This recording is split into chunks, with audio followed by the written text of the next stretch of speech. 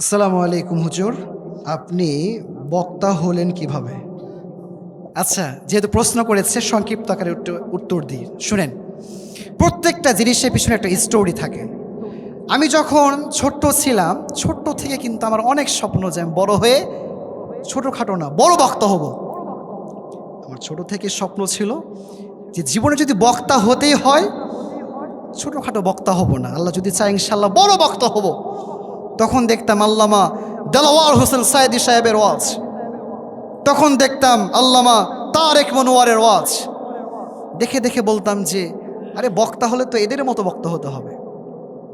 তো ছোট থেকে আমি যখন পোরশা বড় মাদ্রাসায় পড়াশোনা করতাম, ওখানে আমি টানা ৮ বছর পড়াশোনা করেছি এবং আলহামদুলিল্লাহ আপনারা শুনলে খুশি হবেন যে আমি ৮ বছর যে পড়াশোনা করেছি, আলহামদুলিল্লাহ প্রত্যেকটা পরীক্ষাতেই আমি ফার্স্ট হয়ে যেতাম আলহামদুলিল্লাহ। আমি যে বছর কাফিয়া পড়ি সেই বছর পুরা অল মাদ্রাসা, প্রায় আমাদের মাদ্রাসাতে ছাত্র ছিল ওই সময় ১৭০০। তো ১৭০০ ছাত্রের ভিতরে আলহামদুলিল্লাহ সবচেয়ে বেশি নাম্বার আমার ছিল আলহামদুলিল্লাহ। এটা আমি অহংকারের জন্য বলছি না, জাস্ট কেমন করে আমার এই জগতে আসা শুরু হলো। আমি কিন্তু তখনও এত কিছু বুঝতাম না যে বড় বক্তা হলে কি কি করা লাগবে, কি কি হতে হবে, কি কি জ্ঞান অর্জন করতে হবে, তখন আমি এত বুঝি না। তখন জাস্ট পড়াশোনার কাজ, পড়াশোনা করি। আমার বাইরের আর কোনো জ্ঞানই ছিল না এক কথায়। এরপরে আস্তে আস্তে আমি যখন পোরশা থেকে বের হলাম, ঢাকায় গেলাম, এরপর রাজশাহীতে আসলাম, আস্তে আস্তে দেখলাম যে না, আমাকে যদি বক্তা হতে হয় তাহলে আমাকে চেষ্টা করতে হবে। মানুষের চেষ্টা মানুষকে যে কত উপরে নিয়ে যায় এটা আপনি কল্পনাও করতে পারবেন না। আমি প্রথমে ভাবলাম যে আচ্ছা, আমি যে কাজ শুরু করব, আমার কাছে তো কোনো ক্যামেরা নাই। এই যে মনে করেন আজকে ক্যামেরা আছে, এক একটা ক্যামেরার দাম হচ্ছে প্রায় লাখ টাকার উপরে। তখন তো আমার কাছে কোনো ক্যামেরাও নাই। ২০২২ সালে আমি যখন ওয়াচ করি, তখনও আমার কাছে কোনো ক্যামেরাই নাই। তখন আমার একটা কথা খুব বেশি মনে পড়ে যে আমাদের এলাকাতে আমার একটা ফ্রেন্ড ছিল, ওর কাছে একটা ফোন ছিল, যে ফোনটা ছিল ওয়ান প্লাস ফোন আছে না, OnePlus ফোন। তো কোনো মাইক্রোফোনও ছিল না যে ভালো সাউন্ড আসবে, কোনো এরকম মাইক্রোফোনও ছিল না। তো আমি যখন ওয়াচ করতে যাইতাম, তখন ওই যে OnePlus-ওয়ালা যে ছেলেটা আছে, ওরে আমি হায়ার করে নিয়ে যেতাম, ভাই চল আজকে ভিডিও করা লাগবে। ২০২২ সালের কথা বলছি। এরপরে ২০২৩ সাল যখন আসলো, পড়াশোনা তখন আমি করতাম। পরে ভাবলাম যে হাইরে একটা ক্যামেরা নেওয়া দরকার, টাকাও তো নেই, কেমনে নেওয়া যায় ক্যামেরা। আমার যে মেজো ভাই আছে, ও কিন্তু ছোট থেকে আমার পিছনে অনেক বেশি শ্রম দেয়।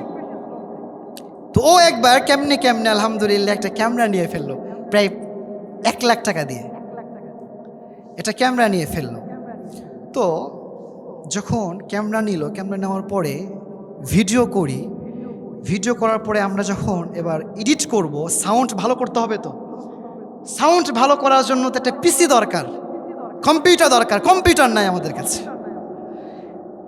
এখন মন টন খারাপ, কোনো রকমে একটা ক্যামেরা হলো, নিলাম, পিসি লাগবে। আল্লাহর কি রহমত,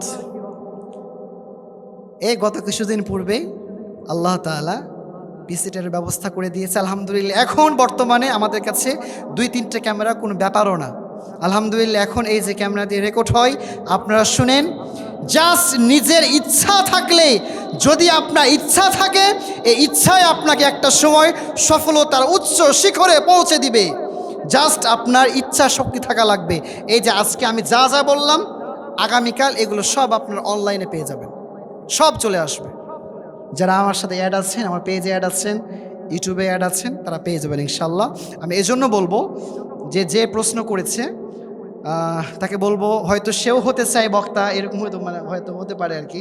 আমি বলবো যে যদি জীবনে বড় কিছু হতে হয়, ছোটোর থেকে বড় হয়, এখন থেকে শ্রম দিতে হবে, পরিশ্রম করতে হবে, চেষ্টা করতে হবে, পড়াশোনা করতে হবে। একটা সময় দেখবা তোমাকে ঠেকিয়ে রাখার মতো পৃথিবীর কোনো শক্তি পাওয়া যাবে না প্রিয় ভাইরা। ঠিক আছে কিনা বলেন?